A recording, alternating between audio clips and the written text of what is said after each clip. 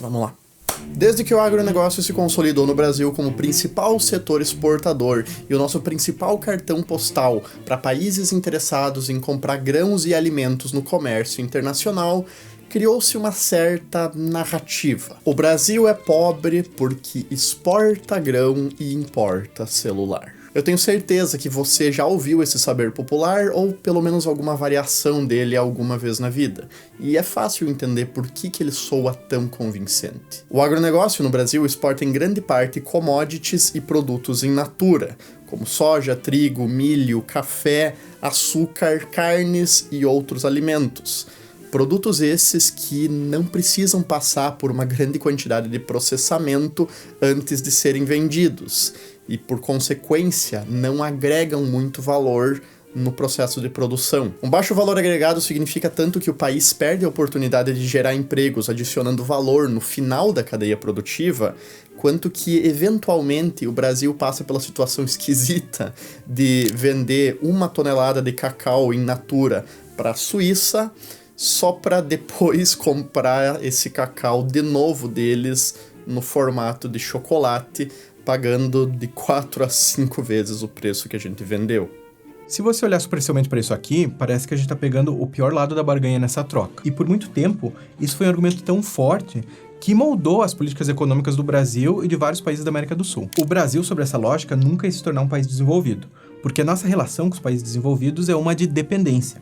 Nós enviamos para eles matéria-prima e trabalho barato, e eles nos enviam produtos industrializados de alto valor. Como a maior parte dos países menos desenvolvidos tem uma economia que se baseia em extrativismo e agricultura, e a maior parte dos países ricos tem economias industrializadas, a narrativa de que o Brasil precisa superar a agricultura para se industrializar fica ainda mais forte. A partir de 1950, sob a influência de um grupo de economistas da CEPAL, essa tese de industrialização por substituição de importações foi colocada em prática não só no Brasil, como em toda a América Latina. E então a América Latina entrou em um ciclo de prosperidade nunca visto antes, criando indústrias globais e competitivas e finalmente se tornando desenvolvida.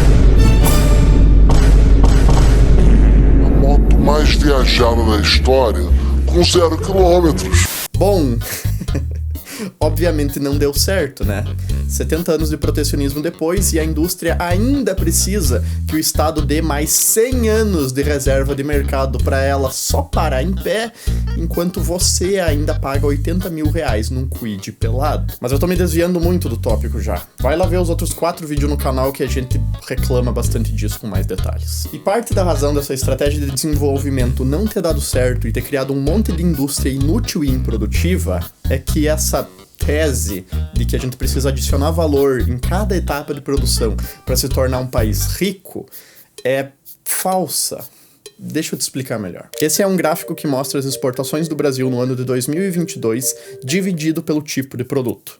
Vocês podem ver que os produtos que a gente mais se especializa em exportar são justamente esses de baixo valor agregado. Petróleo bruto, minério de ferro, minério de cobre, soja, milho e café in natura, açúcar, carne e outros alimentos. Se você comparar com o Japão, o contraste é gritante. Não tem quase nada de matéria-prima. Os maiores grupos são circuitos, microchips, computadores, semicondutores, carros, produtos químicos, todos produtos com altíssimo valor agregado em cima. Ah, mas o que isso aqui tem a ver com agro? Calma, eu já vou chegar lá. O Japão é pelo menos 2 vezes mais rico do que o Brasil e dentro da nossa tese parece que faz sentido. Afinal, eles têm uma economia extremamente tecnológica e diversificada, enquanto a gente vende soja. Só que se a gente vasculhar um pouco mais, a gente encontra a Austrália, que é ainda mais rica do que o Japão, 3 vezes mais rica do que o Brasil e exporta minério de ferro, carvão mineral, gás e ouro. Para vocês terem uma ideia, o Quirguistão tem uma economia mais complexa e diversificada do que a Austrália e é 10 vezes mais pobre. Da mesma forma, a Islândia vende alumínio bruto e peixe e é mais rica do que todos esses outros. Então, o que está acontecendo aqui? Bom, os países tendem a se especializar nos fatores de produção que eles têm maior disponibilidade e facilidade de empregar. A Austrália tem um território bem grande e uma ampla reserva de recursos minerais, então ela exporta minério de ferro, carvão e gás e compra no mercado internacional aquilo que ela não consegue produzir. O Japão, pelo contrário, não tem quase nenhum recurso natural ou mineral relevante em seu território, mas ele possui uma população altamente educada e concentrada num espaço pequeno. Então ele vende carros e semicondutores e compra petróleo e gás. A Islândia tem peixe e ela vende peixe.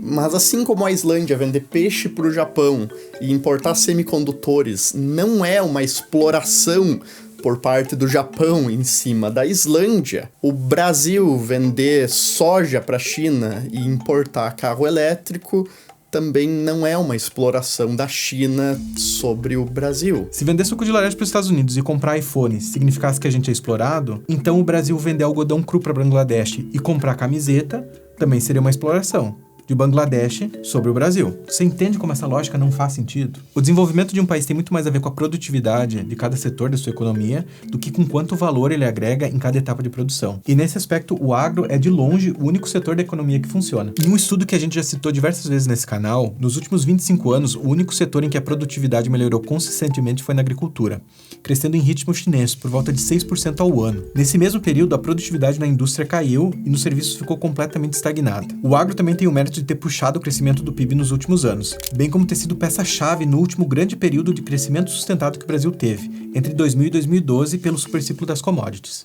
Mas o agro é o setor que mais recebe subsídios da economia brasileira. Aí é fácil, né? Se você acompanha um pouco o debate político e de economia no Brasil, alguma vez você já deve ter ouvido que o agro é o setor que mais recebe subsídios da economia brasileira. Domínio do agronegócio, que não necessariamente é algo ruim. É o problema dele sugar recursos demais dos outros setores e não deixar a gente desenvolver os outros setores. E não é só sugar recurso via taxa de câmbio, como nosso querido professor Bresser coloca, mas também por meio de subsídios creditícios, por meio de benefícios tributários que vão aos cântaros para esse setor, por meio de uma série de facilidades que eles gostam de negar para outros setores. E assim, é bem fácil eu vir aqui dizer não. Ele não é, e inclusive a CNN já verificou isso, e na verdade ele é o setor que menos recebe recursos. Uma das críticas que o agro mais recebe é que ele seria o principal setor beneficiado por subsídios do governo federal. A agropecuária recebeu mais ou menos 90 bilhões de reais em subsídios, a indústria ficou em segundo lugar então com 96 bilhões e na verdade o comércio e serviços acabou liderando esse recebimento de subsídios com 385 bilhões de reais. E no orçamento de subsídios da União, vocês podem ver isso também. Mas aí existe uma história boa para se contar, porque o agro não foi sempre tão barato. Lembra quando a gente falou para vocês sobre aquele grupo de economistas de 1950 que defendiam a industrialização como chave para o desenvolvimento?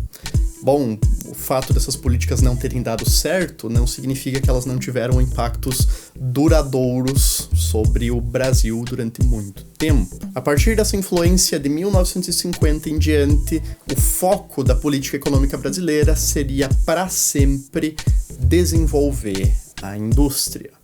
A agricultura ficaria em segundo plano. Mas mesmo assim, comparado com hoje, o agro tinha um nível de proteção muito maior. Durante o período da ditadura, o suporte dado pelo governo como percentual da produção de grãos chegou a passar de 40%. Havia todo um sistema de crédito subsidiado muito mais amplo do que se tem hoje, propiciando a criação de cooperativas gigantescas com uma parcela igualmente gigante de recursos públicos. Forte intervenção do governo nos preços das commodities e altíssima proteção no formato de tarifas de importação de, em média, 32% para a maioria dos grãos e alimentos, podendo chegar ao máximo de 105%. Por um lado, tabelava os preços dos alimentos e subsidiava os agricultores para deixar os preços baixos, e por outro, subsidiava a indústria de implementos agrícolas e protegia ela, mesmo ela sendo cara e ineficiente. Só que na ânsia e megalomania de subsidiar tudo e todos ao mesmo tempo, o governo militar se afundou até a cabeça de dívida externa, coisa que a gente também já falou aqui nesse canal. E quando a conta chegou com a crise da dívida nos anos 80, o governo ia ter que escolher alguma coisa para cortar. Sofrendo pressões do FMI e do Banco Mundial pelo iminente calote da dívida externa que o Brasil ia dar, o governo Sarney cortou toda a rede de amparo ao agronegócio brasileiro. Entre 1986 e 1989, os subsídios ao agronegócio brasileiro caíram mais de 70%. Em 1990, foram eliminadas todas as restrições à importação de produtos agrícolas e, no ano seguinte, a tarifa média sobre os produtos agrícolas caiu mais da metade, enquanto a alíquota máxima caiu de 105% para 35%.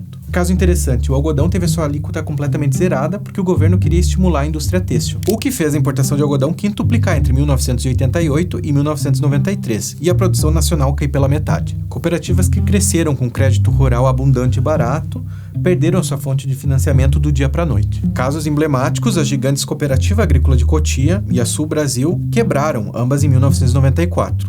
Enquanto a Cotrijuí, que já foi a maior cooperativa da América Latina, acumulou uma dívida de mais de 1,8 bilhão de reais, até entrar em liquidação judicial em 2018. Naturalmente, nada disso foi fácil. As cooperativas eram como bancos para os produtores rurais. Então, quando elas quebravam, o produtor que tinha soja em custódia ficava sem receber. Pior ainda, enquanto as cooperativas estavam entrando em falência e não conseguiam honrar com as suas obrigações, a economia do Brasil estava em frangalhos, sofrendo com a hiperinflação e a década perdida. Nessa tempestade perfeita, não é surpresa que uma grande parte dos agricultores tenha que ter vendido parte das suas terras para quitar suas dívidas e não quebrar. A incrível indústria nacional de computadores, que o Exército tentou desenvolver, faliu, que nem a gente mostra nesse vídeo aqui.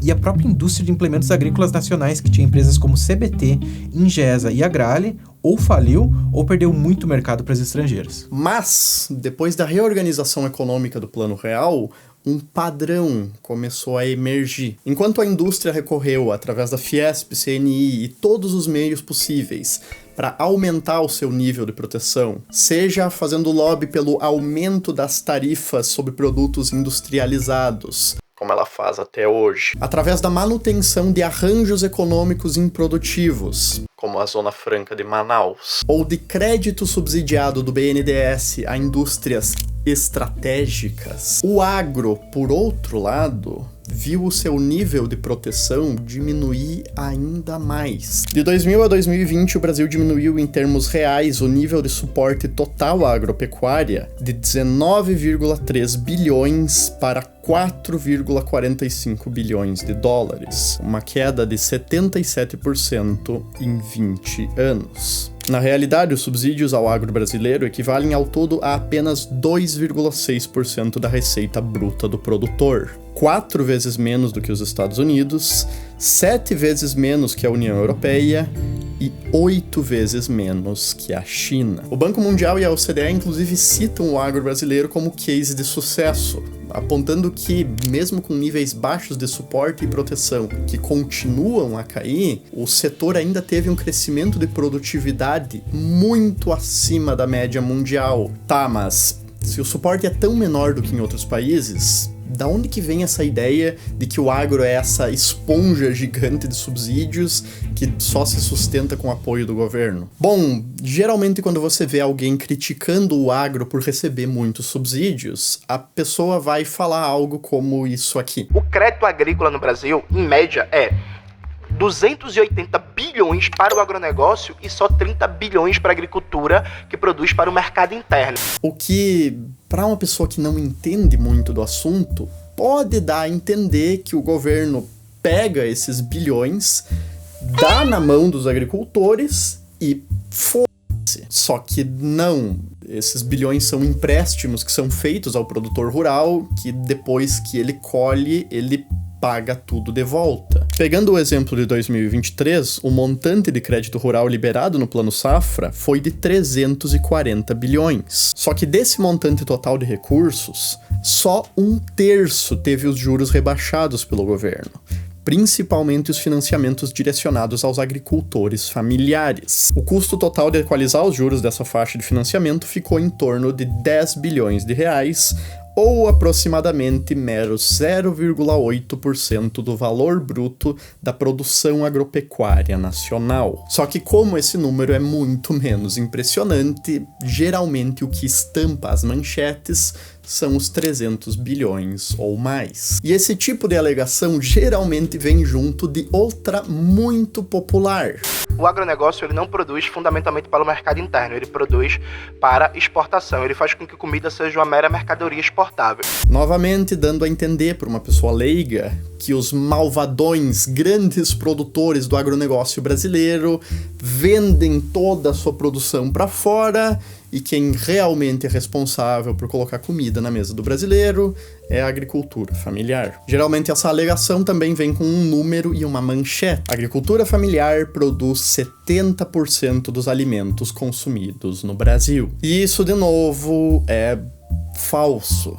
Segundo a Embrapa, pelos dados do Censo Agropecuário 2016-2017, em uma cesta de 65 produtos, a agricultura familiar é responsável pela produção de só 5,7% dos produtos. Excluindo a soja, o milho, o trigo e a cana-de-açúcar, que são tradicionalmente associados à exportação, a participação da agricultura familiar alcançou 30% do total produzido em toneladas. O inverso do dado que geralmente citam nessa discussão. Mas tem uma coisa que os críticos do agro geralmente acertam. O sucesso do agro no Brasil tem sim um papel bem forte do governo no meio. Não através de subsídios, mas através de uma pequena agência chamada Embrapa.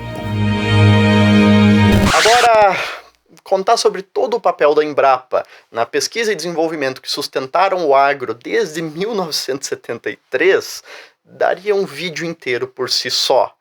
E esse aqui já tá bem grande. O mais importante que vocês precisam saber é que a Embrapa é a empresa pública que foi o cérebro por trás das inovações tecnológicas que possibilitaram o agro brasileiro aumentar drasticamente a sua produtividade. Ela foi a responsável por transformar o Cerrado do Centro-Oeste, uma região historicamente conhecida pelo seu solo ácido e improdutivo, na região mais importante para a produção nacional de grãos hoje. Através de novas variedades de sementes e técnicas inovadoras de fertilização, a região que produzia só 7% da soja do Brasil em 1970 passou a produzir mais de 60% em 2006. Um ganho de produtividade total de 5,2% ao ano por mais de 35 anos. Juntamente com a abertura comercial, o investimento público em pesquisa e desenvolvimento realizado pela Embrapa é reconhecido em um estudo do Banco Mundial como uma das principais razões pelo sucesso do agro brasileiro. Aliás, um dos poucos exemplos no Brasil de uma política pública que realmente funciona.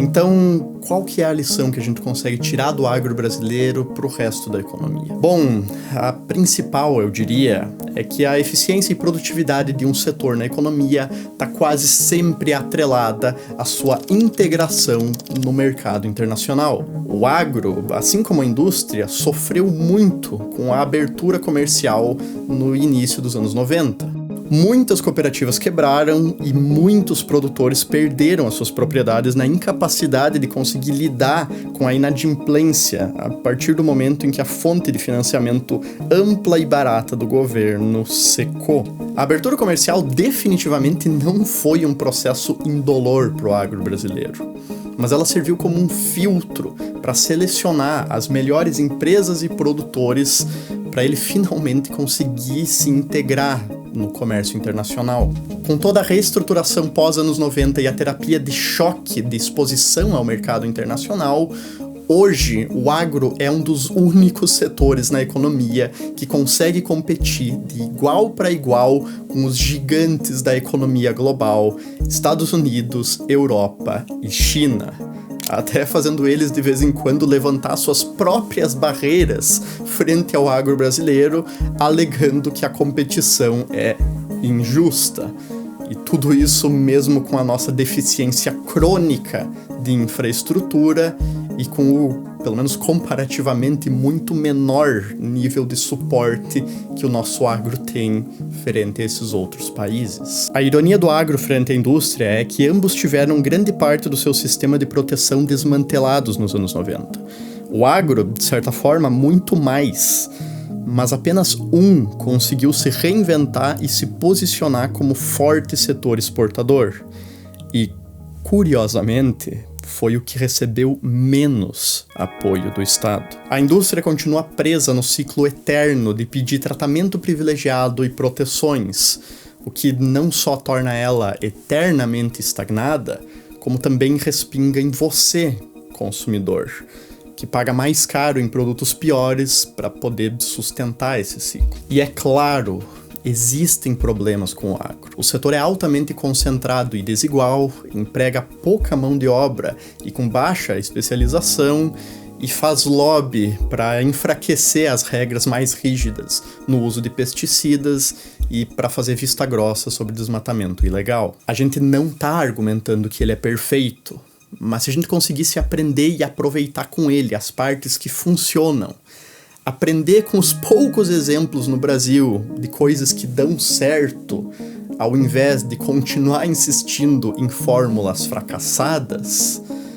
talvez haja pelo menos um caminho para fazer o resto da economia brasileira funcionar. Mas era isso que eu queria falar para vocês. Muito obrigado por terem assistido e eu vejo vocês na próxima. É os guri.